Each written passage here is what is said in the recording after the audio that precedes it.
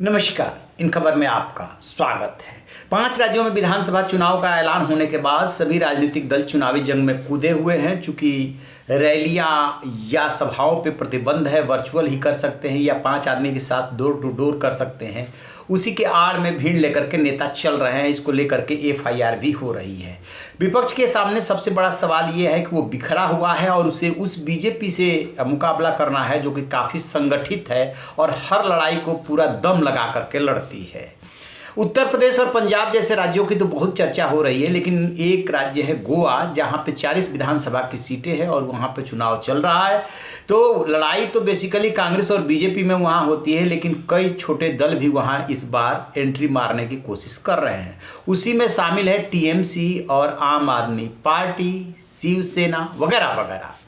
अभी 2 दिन पहले कांग्रेस के वरिष्ठ नेता P चिदंबरम की भिड़ंत TMC से भी हुई थी और TMC की सांसद महुआ मोइत्रा ने चिदंबरम को सलाह दी थी कि वो हाईकमान से पूछ ले।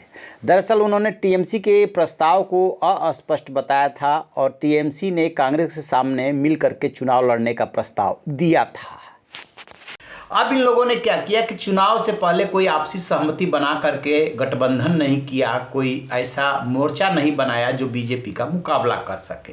इसी बीच अरविंद केजरीवाल कल गोवा पहुंचे थे और डोर टू डोर कैंपेन कर रहे थे। उनके साथ काफ़ी भीड़ थी, उसको लेकर के शिकायत भी हुई। लेकिन जो ट्विटरबाजी चल रही है वो कांग्रेस के नेता है, गोवा चुनाव देख रहे हैं प्रभारी के रूप में, और केजरीवाल से उनकी हो गई भिड़ंत। हुआ ये कि जो P चिदंबरम है, पूर्व वित्त मंत्री हैं, पूर्व गृह मंत्री हैं, उन्होंने एक ट्वीट किया कि ये जो TMC है या आप है, ये वोट कटवा की भूमिका में है। लड़ाई तो वहाँ कांग्रेस और बीजेपी में ही है, जो कि केजरीवाल भी मानते हैं।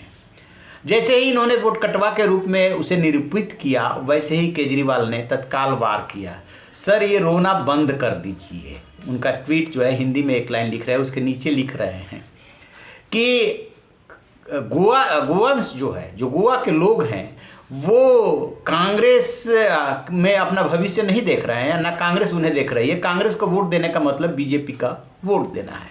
अब उन्होंने ऐसा क्यों बोला है कि कांग्रेस को वोट देना मतलब बीजेपी का वोट देना है? दरअसल 2017 में जो चुनाव हुआ था उसमें कांग्रेस 17 सीटों पर जीती थी और बीजेपी 13 सीटों पर जीती थी। गोमांतक पार्टी 3 सीटों पे जीती थी, अन्य 3 सीटों पे जीते थे, लेकिन बाजी मार ले गई थी बीजेपी।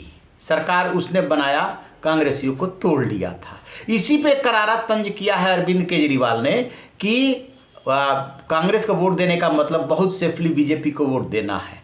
आपको याद है तब जो है कांग्रेस में आपस में काफ़ी सिरफुटौल हो गया था कि दिग्विजय सिंह ने समय रहते जो है क्लेम नहीं किया था। उसको लेकर के कांग्रेस के अंदर काफ़ी तकरार हुई थी और उसी तरफ अब इशारा कर रहे हैं अरविंद केजरीवाल। वो तंज है कि जब आपके विधायक जिताने का मतलब है बीजेपी को में चले जाना, तो फिर तो कांग्रेस को जो वोट दिया जा रहा है वो बीजेपी को वोट जा रहा है ना। यही तंज उन्होंने कर दिया है और सरकास्टिक वे में। अब स्वाभाविक सी बात है कि कांग्रेस को बुरा लगेगा, लेकिन ये हकीकत है कि कांग्रेस के विधायक टूट करके बीजेपी की तरफ गए थे, तभी जाकर के गोवा में बीजेपी की सरकार बनी थी। अब आम आदमी पार्टी, TMC जैसे दल इस बार जो है जोर लगा रहे हैं कुछ सीटें लाने के लिए। स्वाभाविक रूप से कांग्रेस को इससे नुकसान हो रहा है और नुकसान इसलिए भी हो रहा है क्योंकि आपसी सहमति नहीं बना पाए, कोई गठबंधन नहीं कर पाए। तो राजनीति में तो ये होता ही है, दूसरे को तोड़ो और खुद फायदा लो। वही काम बीजेपी कर रही है। आप बिखर के चुनाव लड़ रहे हैं, बीजेपी तो बल्कि तोड़ भी नहीं रही है, तो फायदा तो उसे मिलेगा इसका। तो आप रहिए बेखबर, देखते रहिए इन खबर। Thank you.